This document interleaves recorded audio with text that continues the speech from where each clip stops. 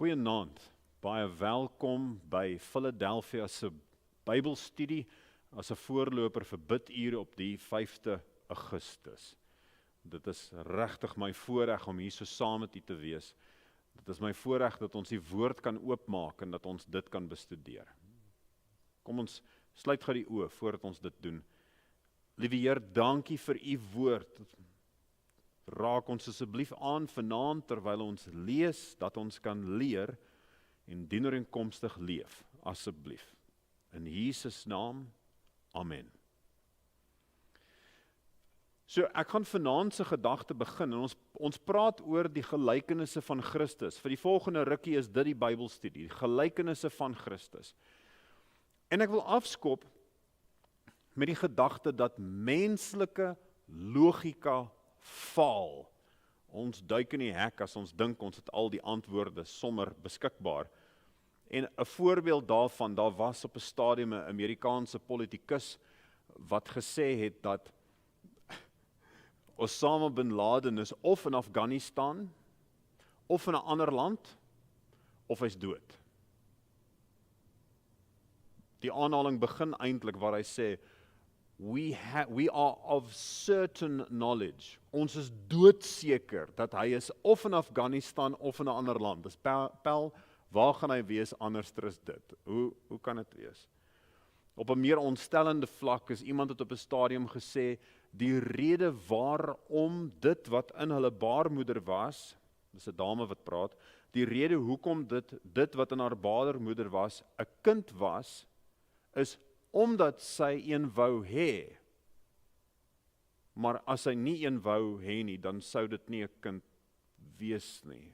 Wat 'n mens se kop net kook. Menslike logika faal. Maar in kontras met menslike logika, heilige logika verstom. En ek wil vir u nooi om saam met my te blaai, as jy die Bybel het, en jy is welkom om te volg saam met die Bybelstudie. Daar is op die kommentare wat onderaan hierdie video is, dan is daar die antwoordblad is daar vir vanaand se studie, en u kan dan sien, okay, goed, dit is die vragies, en dan is daar plek vir u om in te skryf, en te sê, soos hierdie, of soos daai, en die eie gedagtes te pen. So u is meer as welkom om saam te volg, maar blaai in die Bybels in die tussentyd na 1 Konings 3. 1 Konings 3.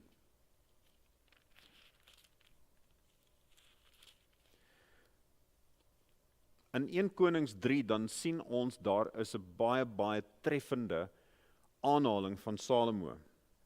En hy sê, ek lees hierso van 1 Konings 3 vanaf vers 7.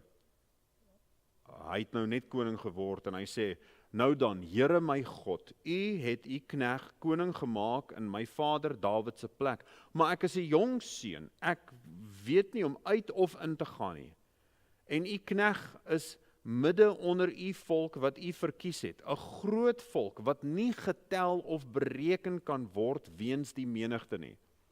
Salomo se gebed is baie treffend. Hy vertel vir die Here, nie dat die Here nodig gehad om te weet nie, maar hy sê dan is dat hy is koning gemaak, maar hy erken sy posisie. Hy is God se knegt. Dis waar hy begin het. En hy sê dat hy wat 'n koning is, het 'n behoefte. Hy's jonk. Wat doen hy? Hy weet nie om uit of in. Hoe hanteer hy hierdie? U knegt is midde onder u volk wat u verkies het. 'n Groot volk wat nie getel of bereken kan word weens die menigte nie. Ek weet nie hoe om hierdie te doen nie, die verantwoordelikheid is groot. En dan kom hy met sy versoek. Gee dus aan u knegt 'n opmerksame hart om reg te spreek oor u volk, om tussen goed en kwaad te onderskei, want wie sou hierdie talryke volk van u kan regeer? Here, ek wil goed doen in hierdie taak, maar ek weet nie hoe nie. U kan vir my skenk wat ek nodig het, asseblief Here, asseblief, skenk dit. En die volgende vers sê, dit was goed in die oë van die Here dat hy dit begeer het. Okay, so dis bring ons tot, dis in vers 9, dan vra hy vir hierdie wysheid. Vers 11, dan sê die Here, omdat jy hierdie versoek gedoen het en nie vir jou 'n lang lewe begeer het en nie vir jou rykdom begeer het en nie die lewe van jou vyande begeer het nie, maar vir jou verstand begeer het om regsaake te verhoor. So doen ek dan volgens jou woord. Ek gee aan jou 'n wyse en verstandige hart. Dan sal nie weer een wees, so wys as jy nie. En die skrif is duidelik omtrent wat daar gebeur het. Mense van heinde en verre het gekom, insluitend die koningin van Skeba, om te kom hoor hierso van wat sê hy? Wat is die wysheid wat kom? Salomo ontvang goddelike wysheid. Daar is nie twyfel omtrent dit nie. Hy het dit nie self nie, hy vra vir goddelike wysheid, en God sê, ek gee vir jou. Ek gee vir jou mildelik. Die volgende ding wat gebeur, vers 12, belofte van goddelike ingryping. Vers 16, hier is daar 2 vroue wat hoere was, wat voor hom kom staan, en hulle sê, ag, my koning, ek en hierdie vrou woon in dieselfde huis, en daar was 'n kind wat gebore is, maar die vrou het aan die slaap geraak, in die nag het sy gerol, daar so boor haar kind, en die kind is dood, maar toe het sy die 2 geruil, en so hier is 'n geweldige tragedie, wat nou plaasgevind het. Wat maak mens? Hoe bepaal mens nou wie is die moeder? En Salomo sê, vers 24, bring vir my 'n swaard. Bring vir my 'n swaard. Sny die lewendige kind in 2 stukke. Gee die een helfte hier en die ander helfte daar, dan is die probleem nou mos opgelos. Daai is die wysheid wat hy ontvang het van God. Nie waar nie? Hy het nou net in vers 12 het die Here gesê, ek gee vir jou 'n wysheid wat mense sal verstom. Ek gee vir jou die wysheid wat van bo af kom, het gesê jy het nie self nie. En menslike logika sou nooit daai kant toe gegaan het nie. Niemand sou ooit daai in hulle wildste drome voorgestel het nie, maar God het dit voorgestel vir Salomo. En wat het gebeur? Die probleem is opgelos. Die probleem is opgelos, die knoop is deurgehaak. En in 1 Konings 3, vers 28 sê, en die hele Israel het gehoor van die vonnis wat die koning uitgespreek het, en het was bevrees vir die koning, want hulle het gesien dat daar goddelike wysheid in sy binneste was om reg te doen. Soos wat jy weet, is die kind was nie regtig middeldeur gekap nie. Salomo het gesê, bring die swaard, en toe die swaard is, ek goed, nou doen dit. Niemand verwag dit nie. En toe die besluit geneem was, goed, sy is die moeder. Almal verstom. Almal verstom. Goddelike wysheid verstom. En in Matteus, blaai saam met my asseblief, Matteus 13, vers 34 en 35. Dan sê dit, al hierdie dinge het Jesus deur gelykenisse vir die skare gesê, en sonder gelykenisse het hy vir hulle niks gesê nie, sodat vervul sou word, wat gespreek is deur die profeet, ek sal my mond open deur gelykenisse. Ek sal uitspreek dinge wat verborge was van die grondlegging van die wêreld af. En 'n ding wat vir my tref, 'n ding wat hierso al uitgewys het deur Bybelskrywers, en Bybelkommentators, is dat Jesus het alles gemaak. Jesus het alles geskape. En hy kan nou die betekenis, die goddelike betekenis vir dit wat fisies bestaan, kan hy dan oordra. Dat ons dit kan sien. Nou, oorweeg is dat Jesus het alles geskape, daarom het hy besondere insig in dit. Daarom het hy dit. En mense ongelukkig vandag is nie geneig om Jesus as skepper te erken nie. Mense is nie geneig om God in die skepping te gewaar nie. Dit is nie te sê daai sal plaasvind nie. En dit is tragies. Maar terug hierso in Matteus 13, dan gee die Here die betekenis vir dit van die skepping, maak hy meer duidelik. En hy sê, daar is 'n goddelike skakel hiermee. En die wonderlike ding wat plaasvind as gevolg van dit, is elke keer wanneer ek dit sien, dan beteken dit, dan word my hart geraak. En dan kan ek sien, okay, maar die Here is eintlik besig om met my te praat deur hierdie. Dit is iets wat ons oor uiters dankbaar kan wees in Matteus 6, dan sê dit, vers 28, wat kwel julle oor klere, let op die lelies van die veld, hoe hulle groei, hulle arbei nie en hulle spin nie, en ek sê vir julle dat selfs Salomo in sy heerlikheid nie bekleed was, soos een van hulle nie. Vers 26, kyk na die voëls van die hemel, hulle saai nie en hulle maai nie, en hulle bring nie bymekaar in skure nie, en tog voed julle hemelse Vader hulle. Is julle nie baie meer werd as hulle nie? Wat doen Jesus deur om hierdie te doen? Wat het hy nou net reg gekry? As ek besig is om iewerster te stap en ek sien lelies in die veld, as mens in die Kaap is, dan is die Sint Josefs lelies, ekskuus nie Sint Josefs lelies nie, die varkore, groei dan oralster. Sommige mense verwys daarna as aronskelke.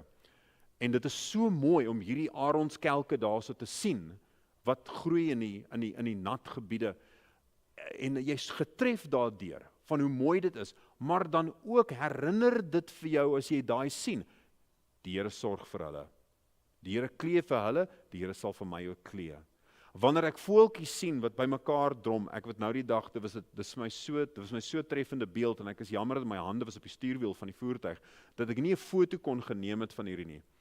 Dis 'n bedelaar, wat staan met sy bordjie, wat daarop staan, daar so, geen werk, help asseblief, geen werk, geen kos, help asseblief.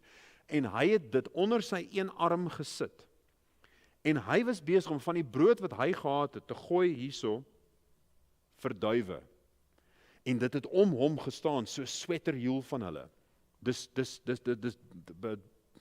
3 meter in enige rigting om hom, dan is dis net duwe, wat wedywer vir die kos wat hy besig is om uit te deel. Hy wat nie het nie, is besig om uit te deel, en dan jy sien dit, en dan tref dit vir jou vrygewigheid, en dan tref dit ook vir jou, God het deur 'n bedelaar, wat honger is, gewerk, om daai voëls te voer. Sal hy nie ook vir my en vir u voer nie? So ons sien dan God se werk, en wanneer ons die voël of die lelies sien, of die aronskelk, dan herinner dit daaraan, is onthou, God werk. So, Jesus praat nie van vreemde abstrakte konsepte in 'n poging om vir ons te laat verstaan wat hy bedoel nie. Hy gebruik nie groot woorde nie. Dit wat vir ons bekend is, dan draai dit in ons oor. Is dit nie lieflik nie? Daar's 'n ander rede hoekom hy in gelykenisse gepraat het, en die vraag word gevra daar, wat is die ander rede daarvoor? En as ons blaai na Romeine toe, dan kan ons die antwoord sien daarvoor. Romeine 1 vers 20. Romeine 1 vers 20. Waarom het hy ook in gelykenisse gepraat? Want sy onsigbare dinge kan van die skepping van die wêreld af en sy werke verstaan en duidelik gesien word, naamlik sy ewige krag en goddelikheid, sodat hulle geen verontskuldiging het nie. En daai gedagte dat God praat deeltyd daardeur, is net so treffend.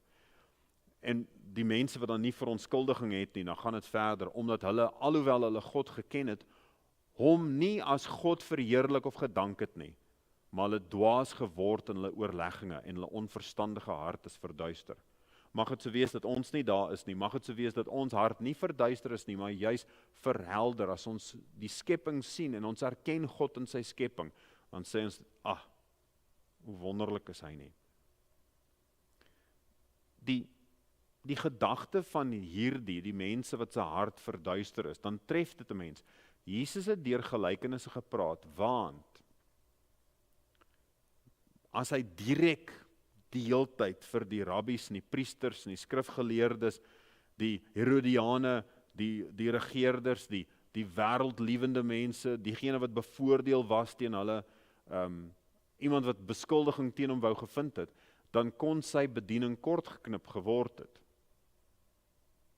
En hy het nie dit gedoen nie, hy het ongelooflik slim, baie slim het hy te werk gegaan, met geweldige wysheid, goddelike wysheid, hoe om hierdie boodskap oor te dra. En wanneer daai boodskap oorgedra word, dan is dit nie net dat hy direkte vervolging dan kon vermy nie.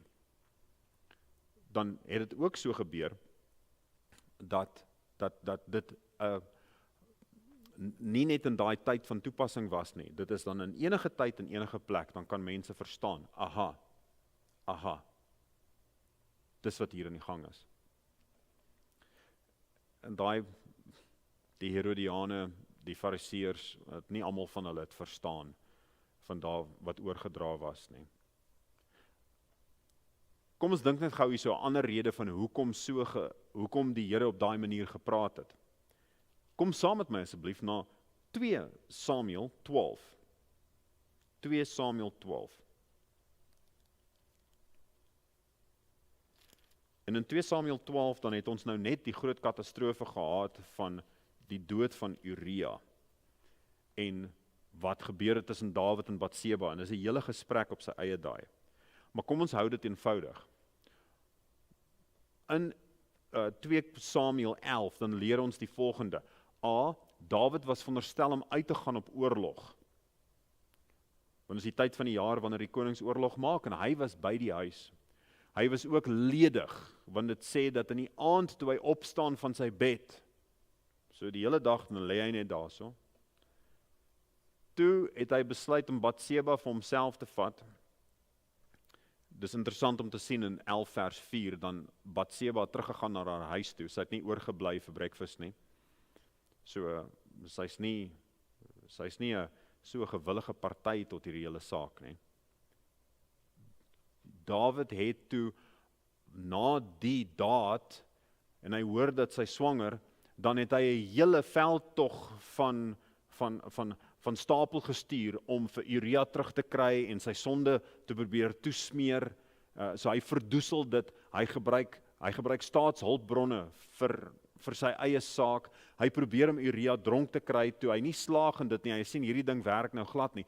Toe laat hy Uria ombring, en dan sal sommer 'n paar ander wat in dieselfde geveg dan kon omgekom het. Daar op die hewigste plek, dan moet hulle nou onttrek. Nou hierdie is manne wat getroue dienaars was, en dit is my makker, en nou moet ek ewe skielik terugstaan en net toelaat dat hy sterf. Hoe breek mens dan die spangees van 'n weermag op daai manier? Hoe doen jy dit dat jy net sê, hierdie ou wat my makker is, ek gaan hom net, hy's 'n getroue dienaar, maar ek gaan hom net gou net uitvee.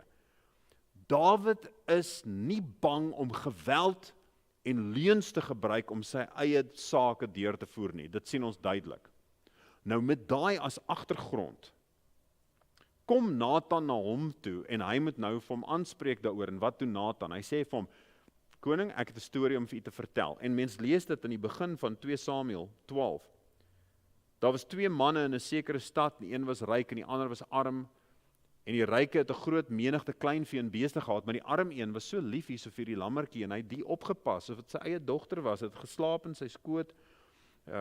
En toe die besoek kom by die ryk man, toe sê hy, gaan haal daai een se lammetjie daarso, en maak daai slag, daai lam, ek gaan niks van my eie goeders gee nie. En Dawid sê, tereg, so waar is die Here leef, die man wat het gedoen het moet sterwe, die ooilam moet hy 4voudig teruggee, omdat hy hierdie ding gedoen het en geen ontferming geken het nie.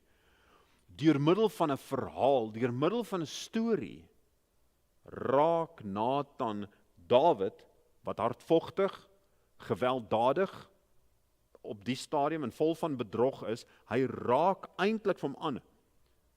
Dink so daaraan, dis asof Dawid al die beskermingsmeganismes gehad hier om hom. Die wagte is uit op sy muur. Ek praat nou spreekwoordelik hier van in sy verstand. Daar's 'n muur wat hy opgerig het om homself om te regverdig van hoekom hy hierdie goeders kan doen. En hy sal al hierdie argumente kan maak van ek is geregverdig want dit, ek is die koning. Moenie dink jou kop kan nie rol nie en dies meer. Maar 'n verhaal omseil al daai verdedigingslinies tot binne in sy muur, amper soos 'n Trojaanse perd. Né? Jy ken die storie van dit. Hy kom tot binne in die stad, en as hy eers binne die stad is, hier kom die waarheid nou eintlik uit. Dis wat 'n gelykenis doen. En Nathan kon vir hom gesê het, jy is die man. U koning, U is die man. En Dawid is getref in sy binneste en hy kom tot sy sinne. Hy sê, goeiste, dis waar. Hy kom tot inkeer. En dit is die punt van 'n gelykenis. Dit is wat Jesus graag wou gehad het. Dis wat hy wil hê. Hy raak ons aan deur gelykenisse, want dan kom dit by al ons rasionalisering, regverdiging, snaakse speletjies wat ons speel, dit kom by al daai verby. En dan kan hy spreek tot ons hart, dat ons tot bekering kan kom. Bekeer julle, want die koninkryk van die hemel het naby gekom. Jesus se eerste preek, Matteus 4:17. Wat 'n wonderlike manier om dan ons te bereik. Die slotsom van alles is dat Jesus wat alles gemaak het, hy bring alles tot sy reg om ons van hom, sy koninkryk, sy werkswyse te leer, ons afhanklikheid van hom. En deurdat ons die hele tyd waarneem wat Jesus gemaak het en waarna hy verwys, herinner dit vir ons aan ons Skepper en Verlosser. Wat 'n wonderlike, liefdevolle God dien ons nie. Kom ons bid saam. Liewe Here, baie dankie vir die liefde en die sorg. Dankie vir die goedheid en die guns. Dankie dat U vir ons dra deur al die uitdagings wat ons deurgaan. Dankie dat U verhale vertel, gelykenisse wat ons harte kan raak. Dankie dat U die waarheid oopsluit van die skepping en dat ons net al hoe meer in bewondering staan. Mag ons, liewe Here, diep soek vir die betekenis van wat U in ons hart spreek. Mag ons gevind word as gewillige dienaars. Verheerlik U self, liewe Here, soos ons U woord lees. In Jesus naam met danksegging. Amen. Dankie. Seënwense. Goeienaand.